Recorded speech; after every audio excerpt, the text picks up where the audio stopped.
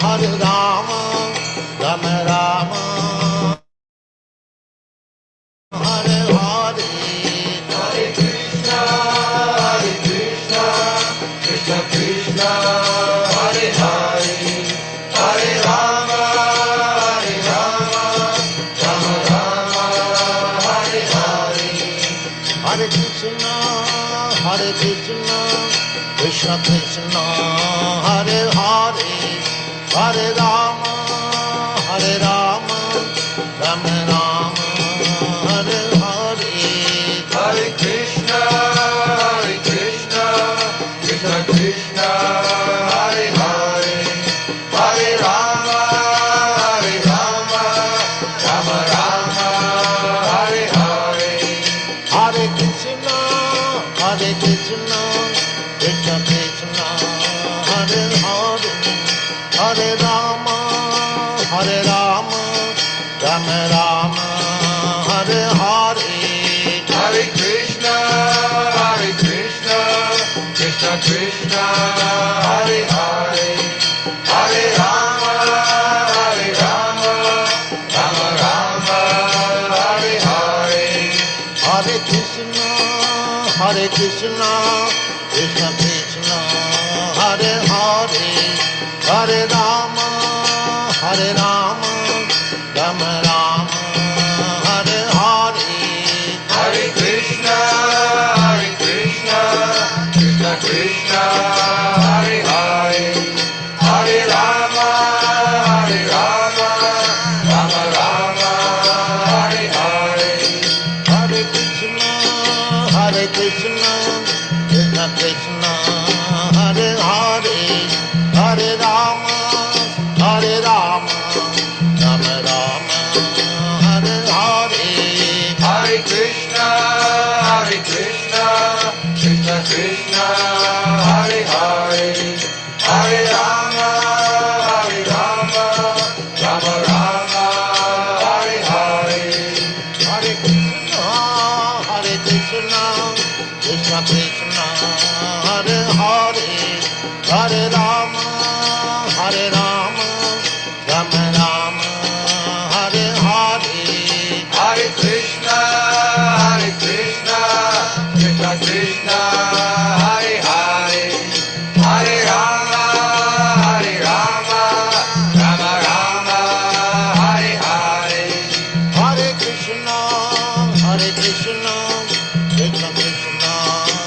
Hare Krishna, Krishna Krishna, Hare Hare, Hare Rama, Rama Rama, Hare Hare, Hare Krishna, Krishna Krishna, Hare Hare, Hare Rama, Rama Rama, Hare Hare,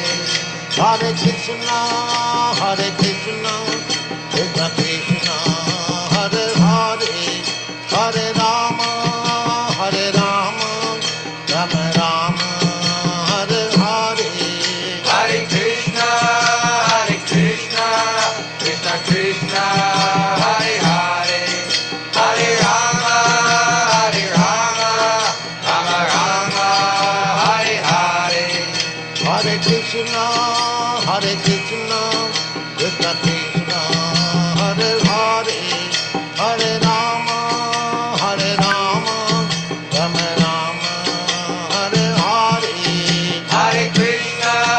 Hare Krishna, Krishna Krishna, Hare Hare, Hare Rama, Rama Rama, Hare Hare, Hare Krishna, Krishna Krishna, Hare Hare, Hare Rama, Rama Rama, Hare Hare, Hare Krishna, Krishna Krishna, Hare Hare, Hare Rama, Rama Rama.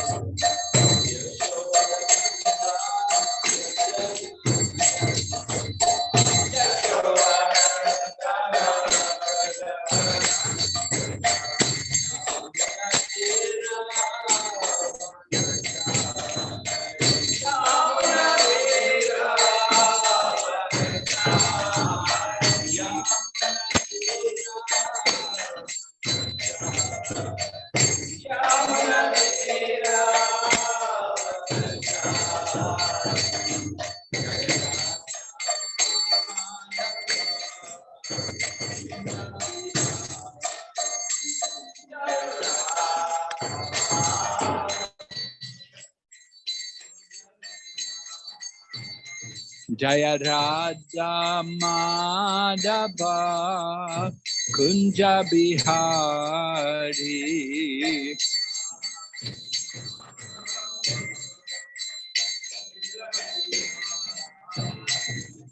Gopi Jana Vallabha Giridharadhari.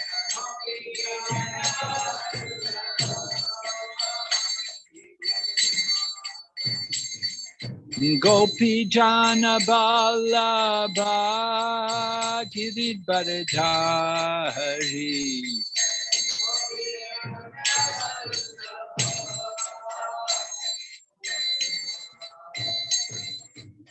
Yashoda Nandana Braja Janaranjana.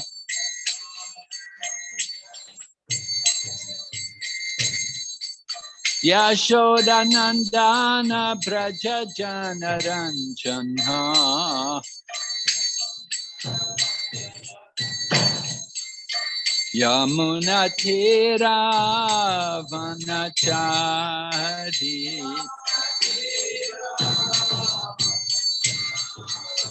Yamuna Tira Vanachari.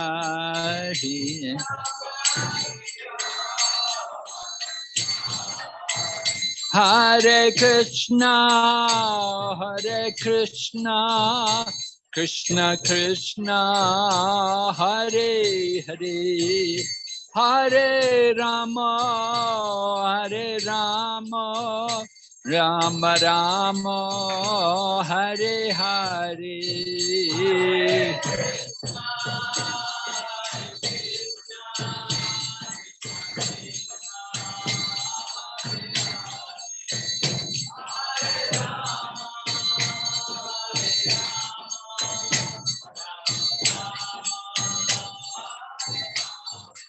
Hare Krishna, Hare Krishna, Krishna Krishna, Hare Hare, Hare Rama, Hare Rama, Rama Rama, Hare Hare.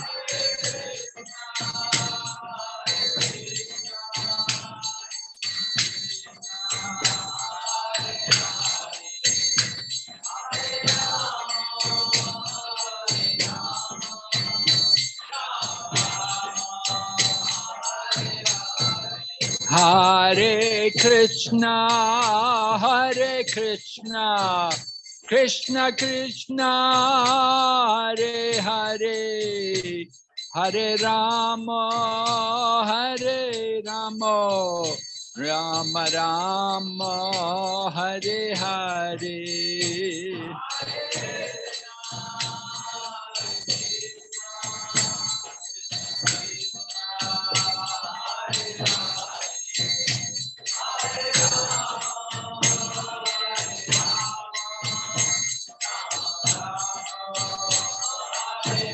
Nitai Gaur Haribo, Haribo, Haribo, Nitai Gaur Haribo.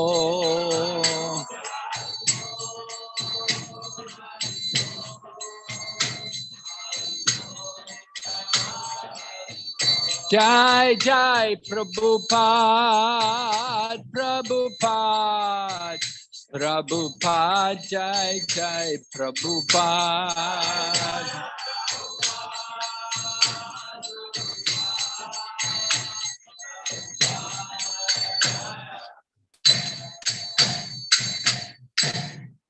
Gaur Premanande Haribo. Nama Om Vishnu Padaya Krishna Prastaya Bhutale Srimati Bhakti Vedanta Swami Niti Namani Namaste Saraswati Devi Gauravani Pacharine Nirvisesha Shunyavadi Paschachate Satarine Om Namo Bhagavate Vasudevaya Om Namo Bhagavate Vasudevaya Om Namo Bhagavate Vasudevaya. Hare Krishna.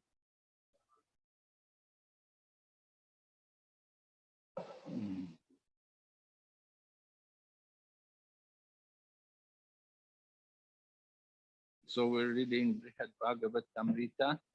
We're hearing about Narada Muni traveling, searching for the person who has received the greatest mercy from the Lord. And we heard how he met Lord Shiva.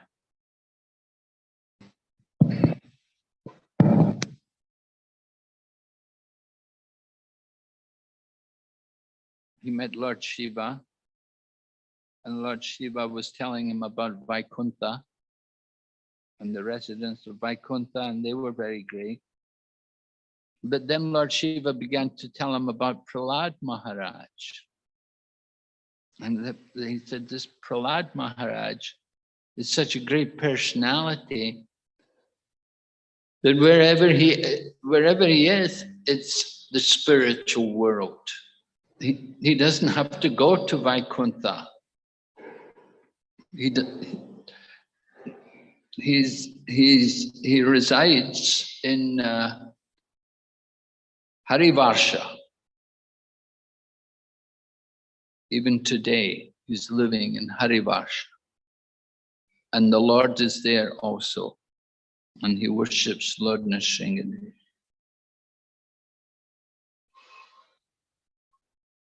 So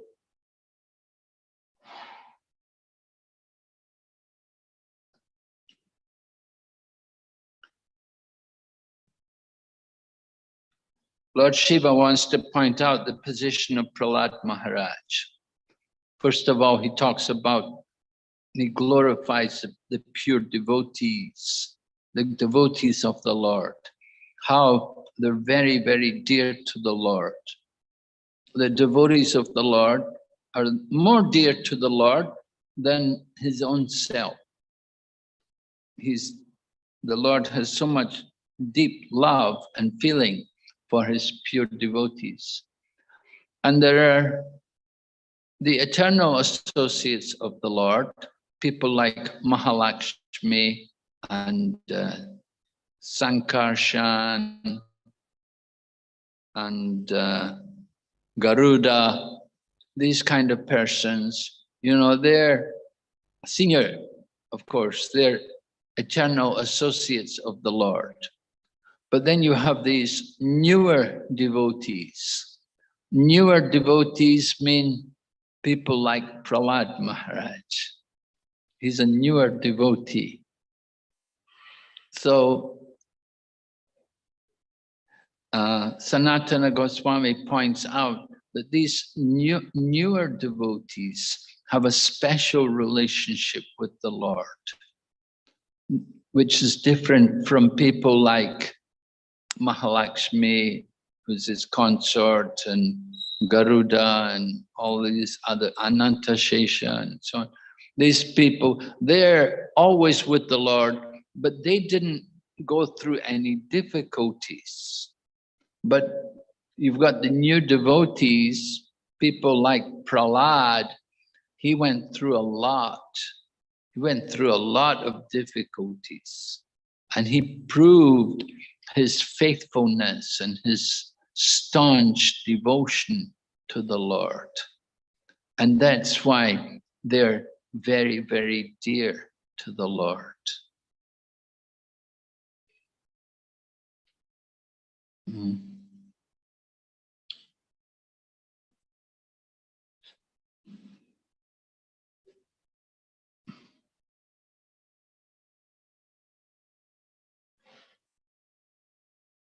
There was a lot of discussion about Bali Maharaj,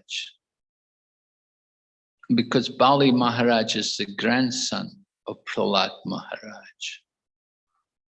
So Bali Maharaj, we know, he had given charity to the Lord.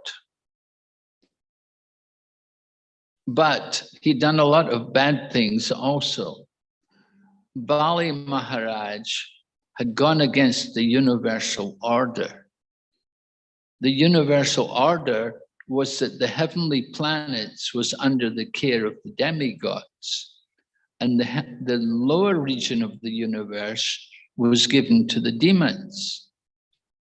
So Bali Maharaj, coming from the demon family, he was meant to stay in Sutalaloka, Patalaloka. This place is in the bottom of the universe. It's meant for the demons. There's no light there. They have to light everything with jewels on their heads. So anyway, Bali Maharaj took his army of demons and they conquered the heavenly planets. And they took over the heavenly planets. And Bali Maharaj then put his different demons in charge of being demigods. Where the demigods were, he gave these positions to different demons. And then Bali Maharaj also promised Lord Vamanadev charity. And when he came to give charity, he couldn't keep his promise, because Lord Vamanadev had taken nothing very valuable. He'd only taken the three worlds in the material realm, nothing to be very valuable. So Lord Vamanadev took it all with 2 steps of land.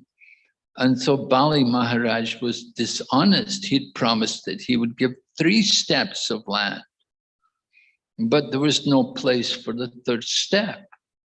And then Bali Maharaj also had disobeyed his spiritual master, because his spiritual master, Sukracharya, had told him, don't give charity.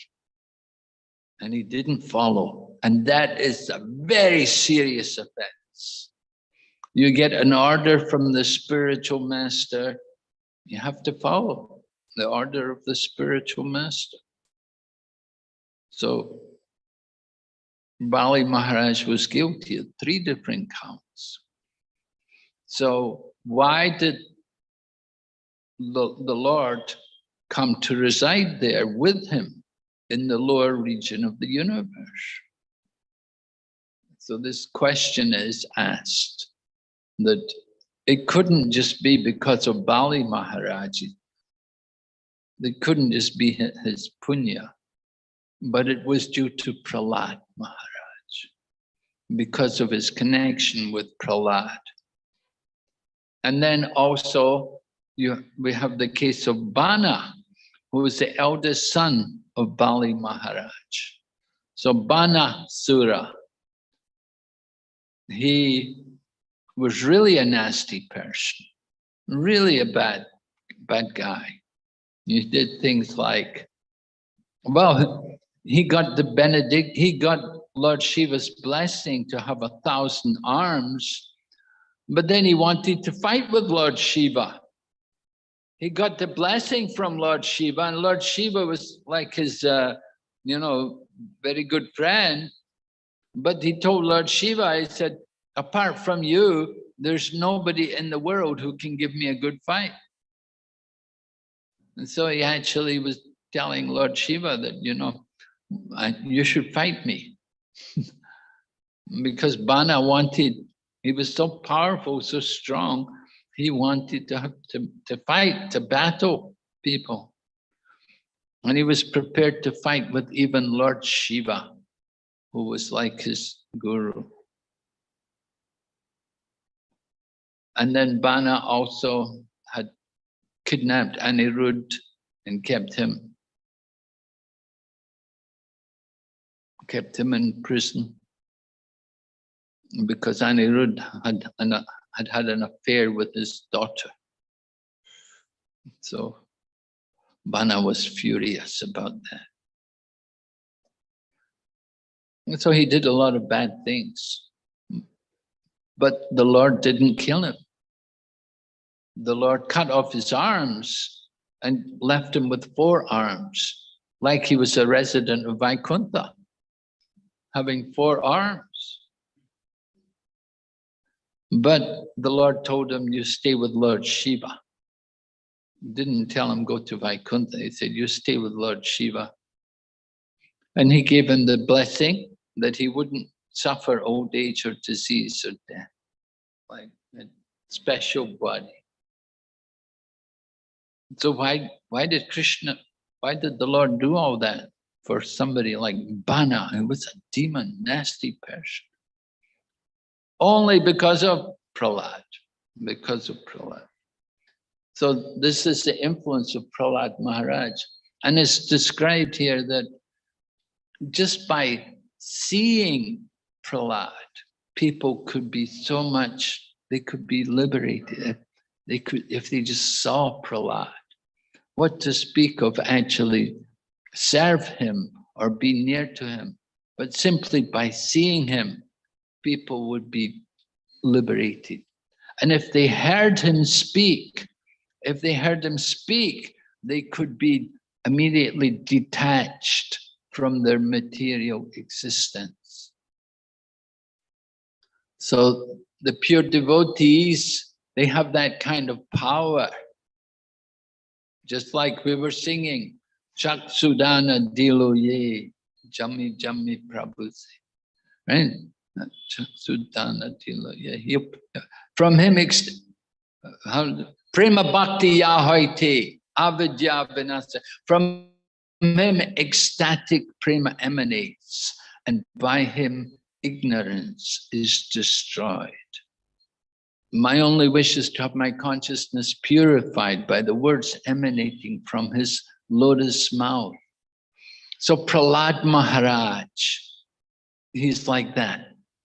Whatever he speaks, then people they become liberated. Their whole life changes. There's so many examples of people meeting a saintly person and they changed their life. Just immediately, just on the spot. They just gave up everything and surrendered.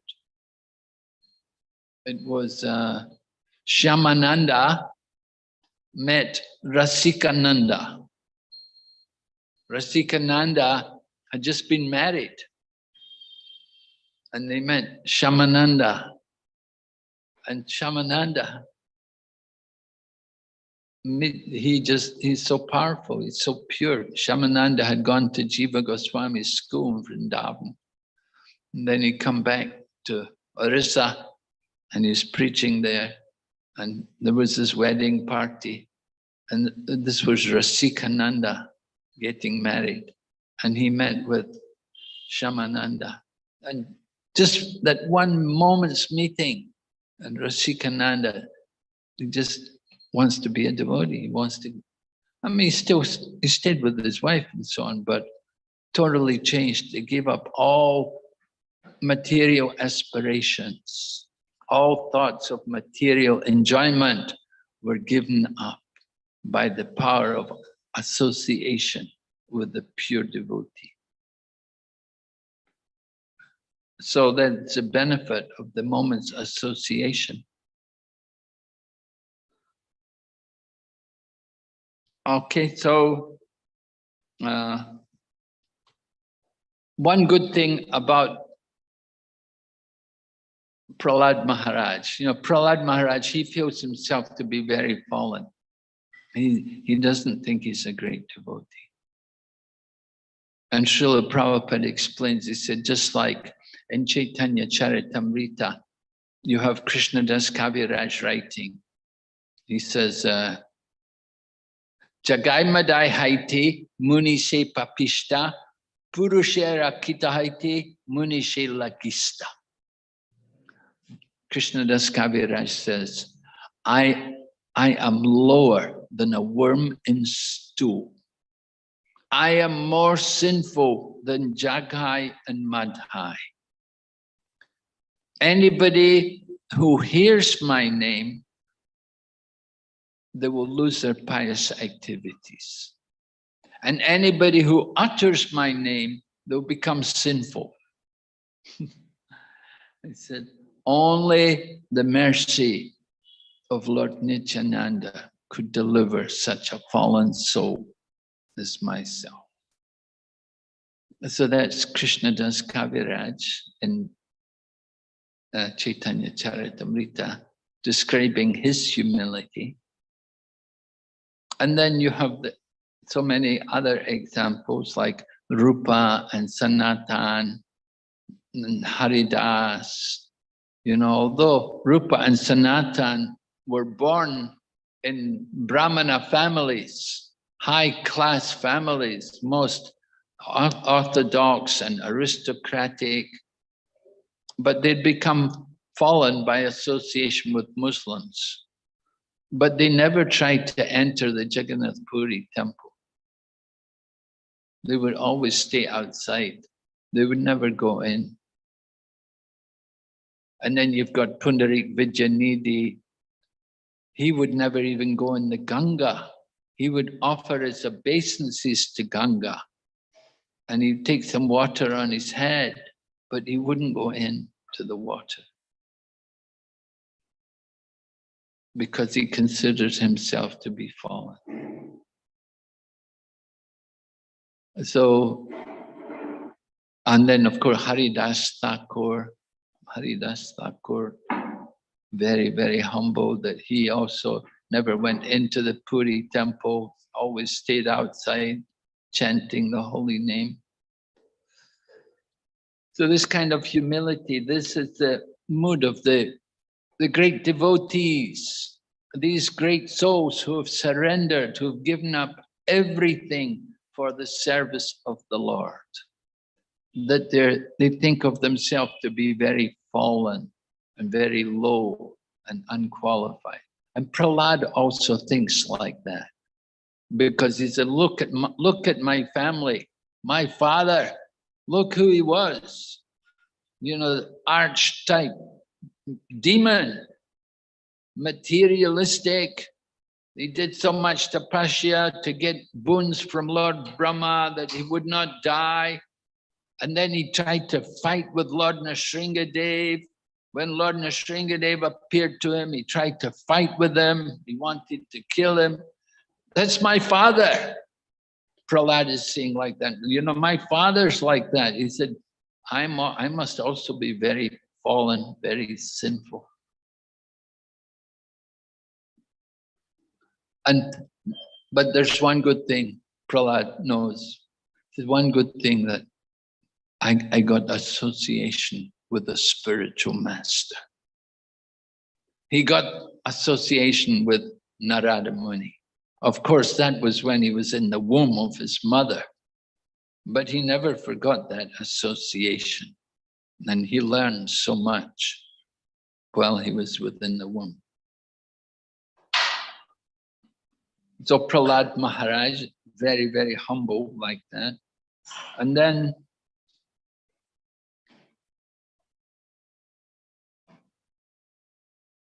Lord Shiva is there along with his wife, Parvati, and they are hearing Narada glorify Prahlad. However,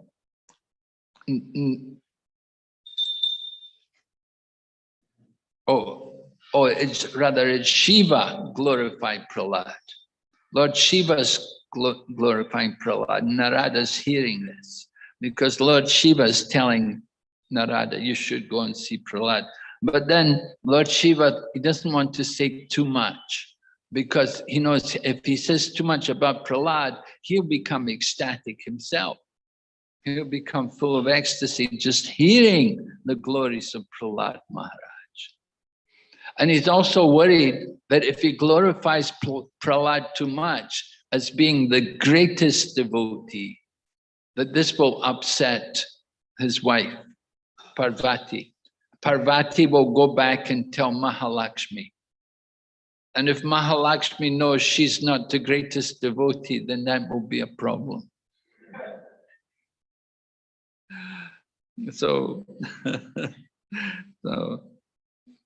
Lord Shiva says, I better not say too much here because I don't want Parvati to get influenced. I don't want her to go and tell Mahalakshmi. because then we'll really get problems. Okay, so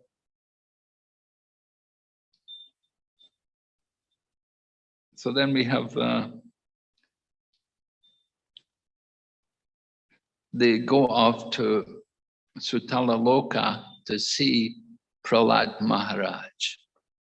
Prahlad Maharaj had gone to Sutalaloka at the invitation of Lord Vamanadev.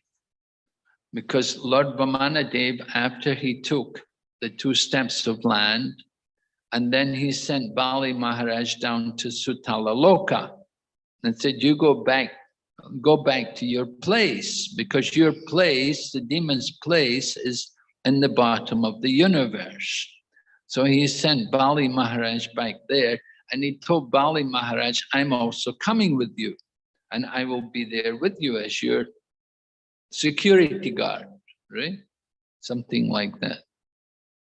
So at that time, Lord Vamanadev told Prahlad Maharaj, because Prahlad Maharaj had also come, because Prahlad was concerned about his grandson. Bali Maharaj is his grandson, and he saw what was going on. He was worried. And so Lord Vamanadev tells Bali Maharaj, you go to Sutalaloka, I'm coming there, I'll be your doorman. And he tells Prahlad Maharaj, you can also come. You can also come and we'll have association there. So here in the Brihad Bhagavatamrita, Prahlad Maharaj is at Sutalaloka. And so Narada Muni has come there to meet him. And Lord Shiva had told Narada Muni, don't praise him and don't bow down to him, because if you give him all kinds of honor and respect, he'll become very angry, he won't want it. He does not like that. So he told Narada Muni, be careful when you go there. Don't do anything which will upset him. And if you go there and try to honor him too much, he will get very disturbed. So you please be careful. However, Narada Muni doesn't follow that instruction. And he comes there to Prahlad. He sees Prahlad Maharaj. Prahlad Maharaj is engaged in meditation. His mind is fixed on the lotus feet of the Lord. And Lord Shiva comes there he wants to glorify Prahlad. But when Prahlad sees Lord Shiva, then it's Prahlad who gets up and he glorifies Lord Shiva. He glorifies Narada. And he gets Narada take a seat. He puts him on a big seat. And he brings also water to wash his feet. And he brought arghya for him to taste, to drink.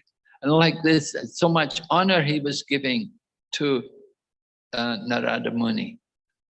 And what Narada Muni, he didn't expect that. He thought he was going to glorify Prahlad, but Prahlad took the initiative. He started glorifying Narada Muni, and he sat Narada Muni down. But then Narada Muni is ready. He wants to say something to Prahlad, and he wants to tell Prahlad that actually you are the recipient of the greatest mercy of the Lord. You are the greatest devotee of the Lord. And he begins to talk about some of the different glories of Prahlad Maharaj. And of course, the main glory of Prahlad Maharaj was how he accepted all the difficulties which his father had put him through. That Hiranyakashipu had done so many things to him, but Prahlad just tolerated. He didn't mind. He didn't get upset. He didn't get angry. He didn't try to get revenge. And what does Prahlad do? Prahlad is giving Krishna consciousness. He's preaching. He was preaching. They put him in the Gurukula, and Prahlad was preaching. He was changing the mind of all the children there, making them all into devotees. He was telling them, don't waste your human life. Don't spend your time just playing with balls. You know, when we're children, you know, so you see what the children do. It's so one ball after another ball, right? This cricket game and this football and this hockey and yeah. One after another, we'll spend so many years of our life just playing with balls. And we see people all over the world, they're crazy for these things. Whenever there's some match on, then people are watching and they want to know, oh, who won, what was the score, and like this, you know. And so this Prahlad Maharaj said, you know, Komar Acharet Pragno Dharmam Bhagavatam Niha. From the age of 5, we meant to cultivate Krishna consciousness, Bhagavat Dharma.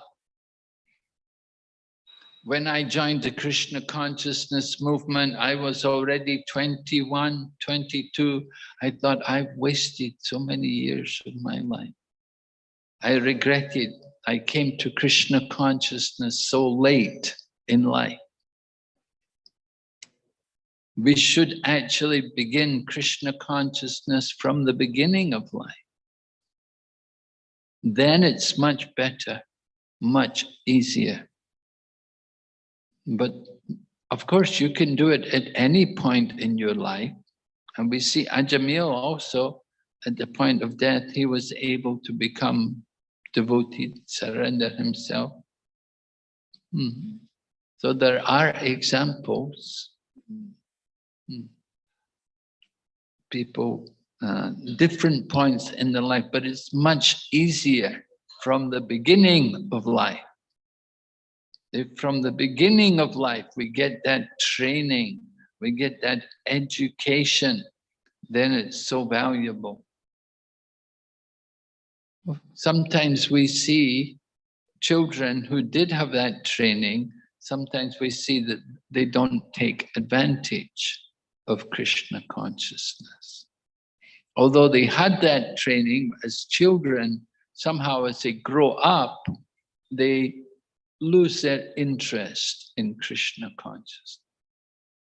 So this is due to bad association, just due to bad association. Just like Bana. Now Bana's family, they were all devotees. Prahlad Maharaj, Bali Maharaj, they all worship Lord Vishnu.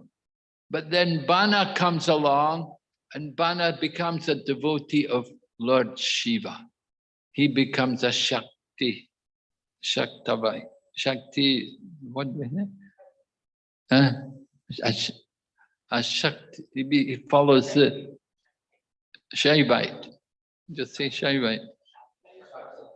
Shakta. He becomes a Shakta. Yes, he becomes a Shakta. Right.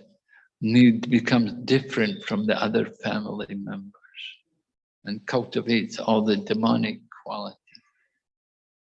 So sometimes it happens that people come to Krishna consciousness, they had the opportunity in their childhood, but they grow up, they don't take advantage. But there are others. It's not every case like that. It's up to the individual. Everyone is given independence. We have that choice. Either we want to serve Krishna or serve Maya.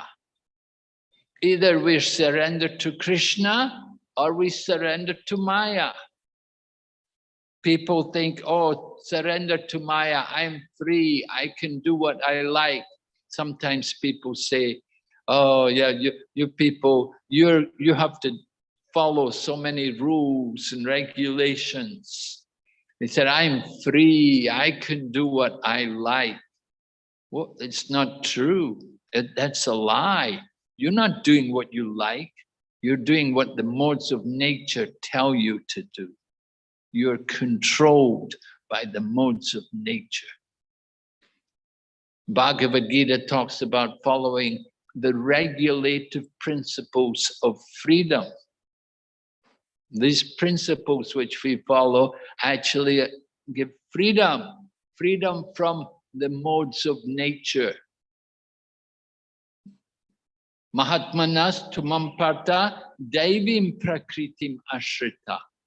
The great souls, devotees, you're all great souls, you're all Mahatmas, are under the protection of the divine energy.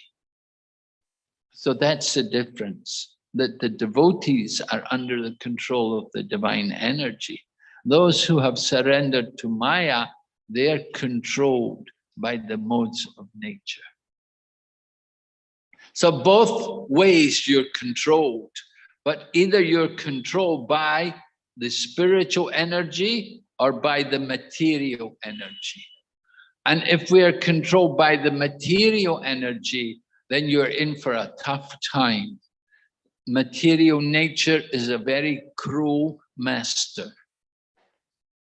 We know Mother Durga carries her trident, and that trident is meant to put more and more miseries into the living entities in conditioned life. But if we take shelter of the Lord in the spiritual energy, then we're under a very bright situation. We are controlled by the Lord, but that control is loving and pleasing. So we want to understand how to make good use of our independence. Independence, free will to choose one or the other, Krishna or Maya. It's very simple. And we should not doubt the advantage of taking shelter of Lord Krishna. So, Prahlad Maharaj is described as the best of the Vaishnavas. So when Narada Muni met him, he was in a very secluded place.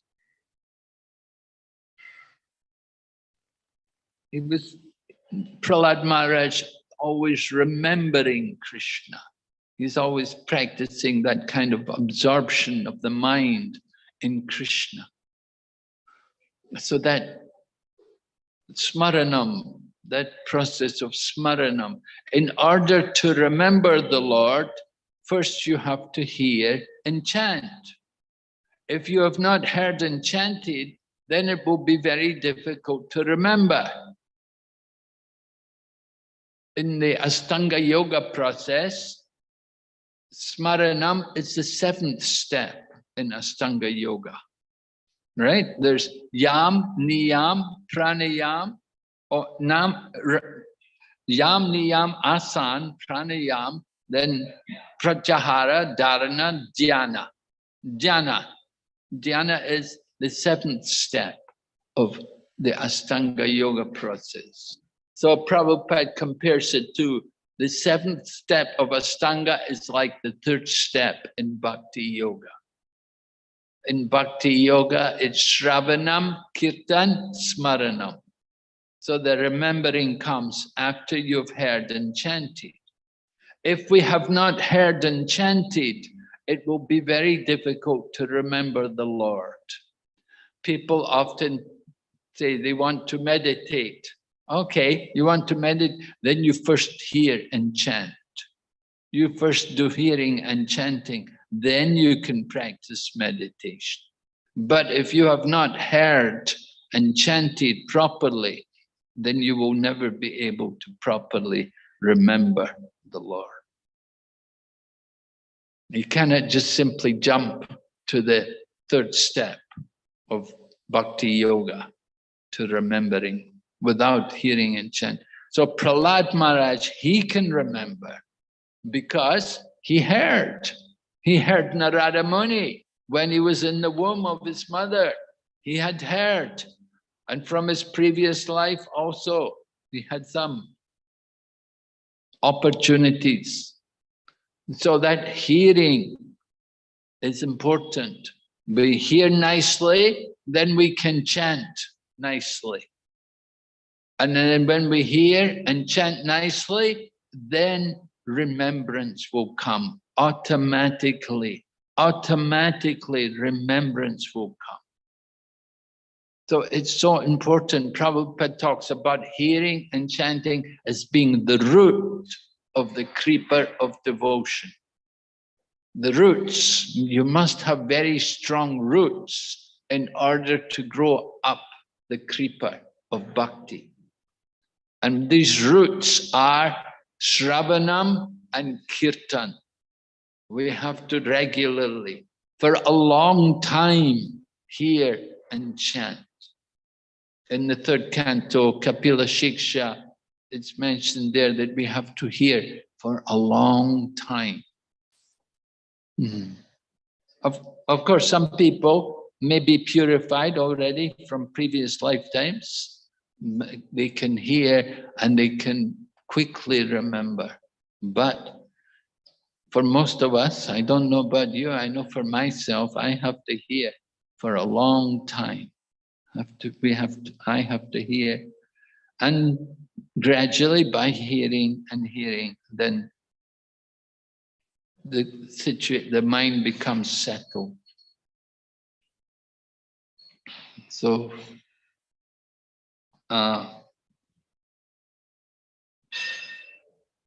Prahlada, he offers worship to Narada Muni, but Narada Muni wants to glorify Prahlad. He wants to tell Prahlad about his wonderful activities, how he was tortured so much by his father. Then finally Lord Nrsingadev came and killed him. And then Lord Nrsingadev wants Prahlad to take a boon. You must take some blessing. But Prahlad doesn't want any blessing. And so this is a little frustrating for Lord Nrsingadev, because Lord Nrsingadev wants, no, you have to take some blessing. So finally, Prahlad Maharaj agreed that he would take the throne of his father. He would become the successor, because Hiranyakashipu had been the king of the demons. So the throne was vacant. So Prahlad will now take the throne. But Prahlad makes it clear to Lord Nrsingadev that I will accept that position only with the understanding that I'm taking that position so that I can do good for others, that I want to bring others, I want to liberate others for their benefit, not for my benefit. So this is the mood of Prahlad Maharaj. And that was why Lord Chaitanya, when he heard Vasudev Datta prayed to Lord Chaitanya that let me take the sins of all the people and I will stay here and suffer. Let them all be liberated. Let them all go back home, back to Godhead. And when Lord Chaitanya heard that, Lord Chaitanya cried. He was so happy. It was so pleasing to Lord Chaitanya. And Lord Chaitanya said, you must be Prahlad Maharaj, because this was the mood of Prahlad Maharaj. You see, let everybody else be liberated and I will stay here and suffer for them. And Prabhupada in the purport, he writes there about how, he said, this is much, much, much greater than Jesus Christ. He said, Jesus Christ died for the sins of his followers. But here is Vasudev Datta, willing to accept the sins of all living entities and let them all be liberated. Now, Jesus Christ wasn't thinking like that. He was, he was only thinking about those people who were near to him or who were connected somewhere with him, the humans at least, only the humans. But Vasudeva Datta is thinking about all living entities. And Lord Chaitanya said, your wish will be fulfilled. Your desire will be granted. And Lord Chaitanya gave examples. He said, just like the man may have a herd, if one has a herd, a big herd of Kamadhenu cows, and you lose one goat, will you worry about one goat when you have a whole herd of Kamadhenu cows? Then one goat is insignificant. Or if you have a bag of mustard seeds and you lose one mustard seed from the bag, you know, one mustard seed from a big bag of mustard seeds. You know, here in India, they grow a lot of mustard, right? In Mayapur, I see they grow it a lot everywhere. It's easy to grow. It's the easiest thing. We're trying to grow things in Mayapur. Very difficult to grow things. You grow something, some creature will come and eat it. Some bugs will get it. You know, the jackals or the hogs or different birds or whatever, you know, they'll all come and eat things. But mustard, no problem. Somehow the mustard's not a problem. It grows quite well and you get the crop. And so you get a big bag of mustard seeds, but one mustard seed, nothing, it's insignificant. And then he gives one more example. There's a special fruit. I can't remember the name of that fruit. Anybody remember the name? It's a special, anyway, I don't know. It's not a name which I know, which I'm familiar with, but there's a fruit. And on the tree, there are thousands and thousands of this fruit, you see? And so if you lose one fruit from the tree, you know, there's so many other fruits on the tree. Why you care about one fruit? And so Lord Chaitanya is giving these examples to say, one universe is already delivered by the desire of Vasudeva Datta. Why should we care? Why should we, what is the loss for the Lord? There are unlimited universes. And so what he's delivered all the living entities from one universe, not very difficult for the Lord, very easy for him to do that. He creates the whole cosmic manifestation and he maintains it and he destroys it. So if he wants to deliver the living entities from one universe, he can easily do it. And that was the desire of Vasudeva Datta, and the Lord is controlled by the desire of his pure devotees. Although the Lord is the supreme controller, we say Ishvara Parama Krishna, we say Krishna is the supreme controller, but Krishna said, I am controlled by the pure love of my devotees. The pure love of my devotees they're controlling me. All right, we say Krishna is Madan Mohan, Srimati Radharani, Madan Mohan Mohini. Krishna can control Cupid, but Srimati Radharani, she can attract Krishna. So the same way, why Srimati Radharani can attract Krishna? Because of her mood of pure devotion. Where there is pure devotion, the Lord is conquered. Jita jitopi asitais trilokyam. All right, Lord Brahma's prayer that Lord Brahma prays, different prayers were offered. And this was the verse quoted by Ramananda Rai. Lord Chaitanya wanted to hear about pure devotional service, and Ramananda Rai quoted this verse from Lord Brahma's prayers in 10th canto Srimad Bhagavatam. Jane prayasam undapasya namanta eva. Jivanti sanmutkaritam bhavadiya bhartam. Stane stita shrutigatan tanvan manobir ye prayaso jita jitopi asita istrilopya. Krishna said, I'm a Jita, I'm never conquered, but I'm conquered by the pure love of my devotees. So Lord Nrsingadev also is giving them.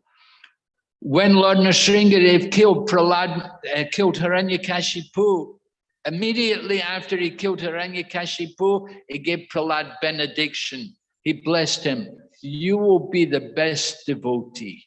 You will be the greatest devotee in the past and in the future also. You are going to be the best devotee. That was the blessing given by Lord Nrsingadev. And Lord Shiva, or Narada Muni rather, he's telling all of this to Prahlad Maharaj. So this is uncomfortable for Prahlad to hear all of this. He doesn't want to hear this. This is not what the pure devotee wants to hear. One who praises you, he's your enemy.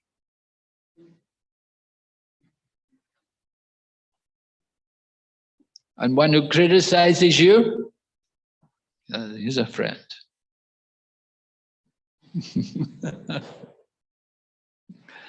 Okay, Hare Krishna. Any questions? Prabhu? Hare Krishna Maharaj. It was very nice to hear about Prahlad Maharaj pastimes from Brihad Bhagavatamrita. One question was connected to this and one was not so connected.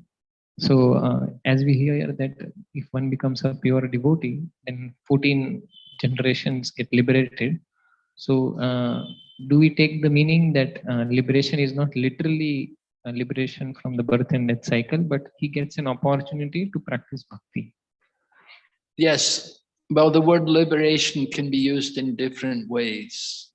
It can mean, factual liberation to understand your swarup, to know what is your swarup with Krishna in the spiritual world. That is factual liberation. But we also use liberation in terms of freedom from the modes of nature, or freedom from birth and death. So different ways in which the word can be used. As yesterday I was hearing you that during Prabhupada's time, everybody was going for Nagar Sankirtan. And, going for what? Nagar Sankirtan, which is not the reality nowadays happening. So in your opinion, what is that which needs to be improved or needs to be applied in general and also from brahmachari's perspective so that they can serve nicely the mission? What was the scenario that time and what is lacking especially, which needs to be inculcated in your observation? Well, everything in terms of time and place and circumstances.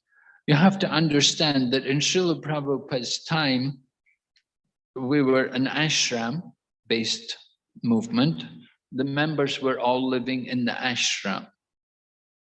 And they were also young, right?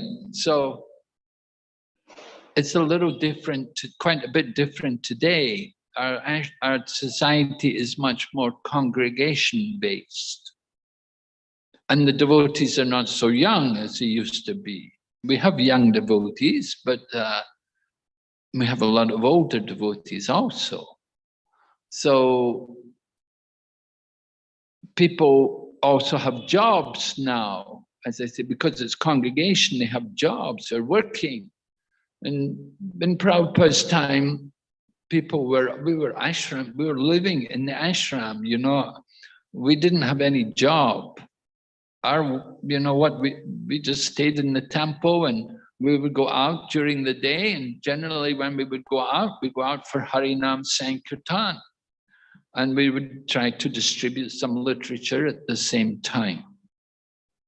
And so like that, we were, this is how we maintained the temple. The temple was just simply maintained by book distribution. There was no income apart from what came from book distribution. And the devotees, their engagement was Sankirtan, Harinam Sankirtan and book distribution. So this way devotees were surviving and maintaining the movement. Over the years, of course, things changed.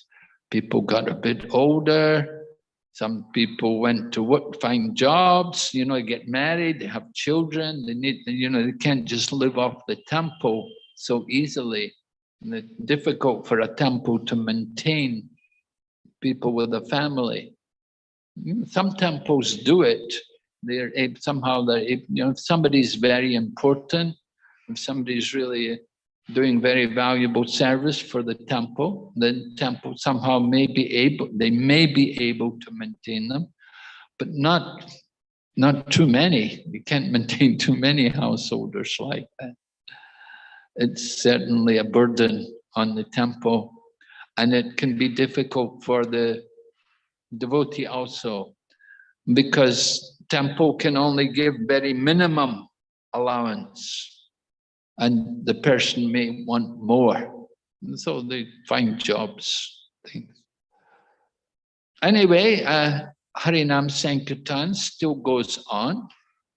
Sometimes it's more on the weekend, well, maybe one night a week. And like in England, in London, they have a Harinam which goes out on Saturday evening. And they'll go out for a few hours on Saturday evening. And many devotees will come. And during the week, sometimes there's maybe a couple of regular brahmacharis, 2 or 3 brahmacharis who will go out every day and do Harinam just on their own. So like that, Harinam goes on in different ways, to different extents. But Prabhupada considered book distribution also to be Sankirtan. If somebody is distributing the books and if somebody else is preaching, then preaching the holy name, that is also Sankirtan. Have some preaching programs. That is also, Sankirtan can be understood in many different ways. Worshipping the deity is also Sankirtan. There's a question on Zoom, Maharaj. Please accept my respectful obeisances to your dust of your lotus feet. If we praise and glorify devotees, do we become their enemies, Maharaj? You mentioned that somebody who praises you becomes your enemy. If I praise somebody, do I become his enemy? Because we hear that glorifying devotees purifies us. That's the question. So, if somebody praises us, well, it's not good for our false ego, because we'll think, oh yes, we'll think, oh, this sounds very nice. I like to hear this, my praise, my glories. Somebody sings my glories. We think, oh, it sounds very nice to my ears, I'm feeling. So this is not very good for us to be praised. Actually, of the two, neither is good. Neither praise nor criticism is very good. But if you have to choose between praise and criticism, better criticism than praise. Because with criticism, and Prabhupada would quote Chanakya Pandit, he said the duty of the father is to find the fault. The father and the spiritual teacher, they will find the fault to get more effort from the son or from the disciple, that he will, oh yeah, you did. Just like, we would come to Prabhupada with our book distribution results and you think, oh, okay, next year double it. That was Prabhupada, how Prabhupada responded. So too much praise is not good for the disciple. One devotee was telling how he was leading a group of brahmacharis. They were collecting money, and he would bring the money and give it all to Prabhupada, and he would put it on the table to Prabhupada. Prabhupada just go, Prabhupada, he wouldn't say anything. He wouldn't say thank you or well done or anything like this. Okay. Yeah. So you praise someone, it doesn't, we say puffed up, right? We talk about being puffed up. Like a puri puffs up. So we don't want to be puffed up. So that's why we don't want to praise. Somebody praises you, you will become puffed up. Huh? We glorifying others. Yes, well, glorify them. It's okay to glorify them, but not in their presence. And what should we do? What should we think? If we are praised, then we should give the credit to the Guru. We give the credit to Guru and Krishna. The credit is not for us. If there's any credit, we give that to the spiritual teacher and to Krishna. Right? It's not, I couldn't do anything, but it's going to give the credit to Krishna and Guru. So we have to see in that way. We are not the doer, we're simply instruments.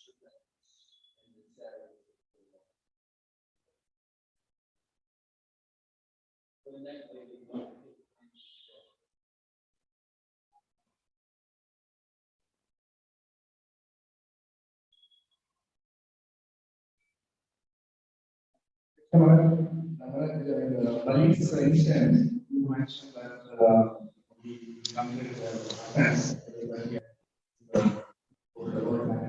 Actually, since he knew that he's going to give arms to the Lord himself, so although he had to displease his guru, so how do we understand that? Because he's actually serving the Lord. Yes, we can say that he was serving the Lord, but at the same time, Shukracharya was his guru, right? The guru told him, don't give. And so, he gave up the guru. Because Shukracharya is the guru of the demons. And so he didn't follow the instructions. So he had to definitely get a reaction. And you can say, well, he's not the real guru, but still he was the guru. He was the guru of the demons. And Bhakti Maharaj was one of the demons. He was leading the demon army. So he's still responsible to the guru.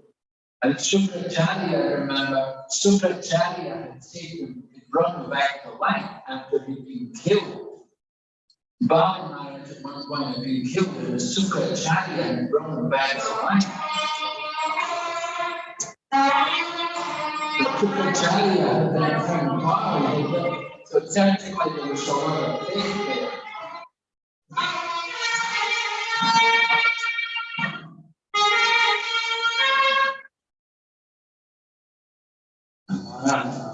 Still not clear to me. You said like who criticize you is a clear plan. My guru spoke like if you criticize your guru, it is an offense. Not a plan. If what? If someone criticizes Vaishnavas, it is an offense.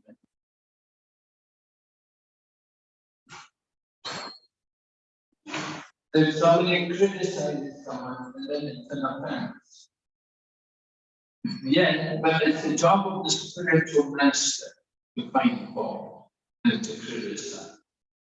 It's the duty of the spiritual master to find out the faults and to criticize. get more. And this way you get the disciple or the student to do more. And Prabhupada said, you see, because I am honeycombed with defects, I see defects in others.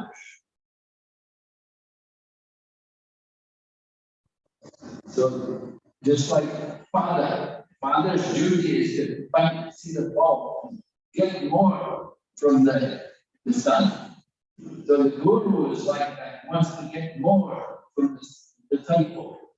So find out the weak point or the fault. This could be better. You could have done this. Why you didn't do that? This way, get some improvement to get more.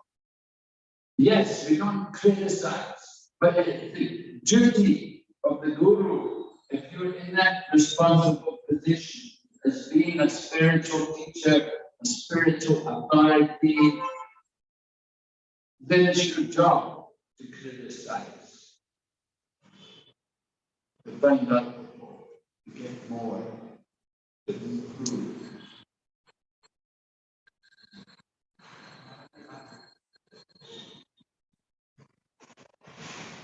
I have seen one program by school band, like encouragement is better to do than discouragement. Is it wrong? Well, that is encouragement. When they find out the fault, that's encouraging you to do better. That is the idea. By pointing out some fault, that will encourage you to do better. But if you don't see the fault, if you say, oh, very good, you've done so that, you want to think, oh, okay, you don't have to do anything. You want to be encouraged to do more. You become lazy, you become slack. So Prabhupada said, I am pushing, my Guru Maharaj pushed me, I am pushing you. He said, this is the parampara.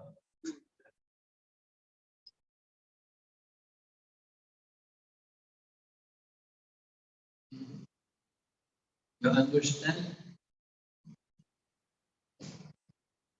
Yeah, Ramachandra Puri, there was a person in Chaitanya Lila called Ramachandra Puri. So he had the habit of criticizing, fault finding. So that is not good. Like Ramachandra Puri came to Lord Chaitanya Mahaprabhu and said, I heard about you Gaudiya Vaishnavas. I heard you eat too much. So many insects are running around here in this room. You must have been keeping sweets here. And that's why so many insects are here now. Now I know you Gaudiya Vaishnavas eat too much, eat too many sweets. And when Lord Chaitanya heard this, Lord Chaitanya ordered his servant, from now on, reduce my prasadam to 1/3 of what I usually take. And so long as Ramachandra Puri was there, he would take less prasadam. So all the devotees were very pained because they liked to see Lord Chaitanya take prasadam. But Lord Chaitanya wouldn't take so long as he was there, so long as Ramachandra Puri was there. But because Ramachandra Puri was always fault finding, he even tried to point out fault in his own spiritual master. He tried to point out fault in his own guru. He came to his guru was Madhavendra Puri, and Madhavendra Puri was feeling separation from Krishna at the time of leaving his body. He was reciting that verse. But there's a verse, a famous verse, which is spoken by Srimati Radharani. And it's feeling separation from Krishna. So Madhavendra Puri was preparing himself for leaving the body, and he was cultivating the mood of separation from Krishna. And Ramachandra Puri came there and said to him, oh Guru Maharaj, you should relish the Brahman. Why don't you just feel the Brahman and be joyful? Why are you lamenting? Brahma Buddha Prasanatma. You should be a joyful soul. You should relish the Brahman. And Madhavendra Puri looked at him and said, "You get out of here. If I have to see your face at the time of death, I will never achieve my desired destination." So his guru did not bless him because he was trying to instruct his own guru. That's offensive. You try to instruct your spiritual master. And as a result of that, he became a victim of fault finding. And he went everywhere and he tried to find fault with Lord Chaitanya.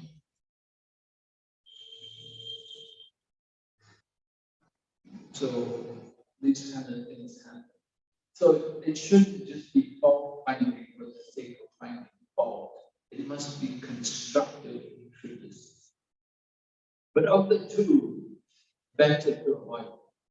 But if you have any, better not to praise, better not to criticize. Unless you have the duty as a maybe you're a father or a spiritual teacher, spiritual authority, then you can criticize. Understand? Okay, Hare Krishna. To Prabhupada.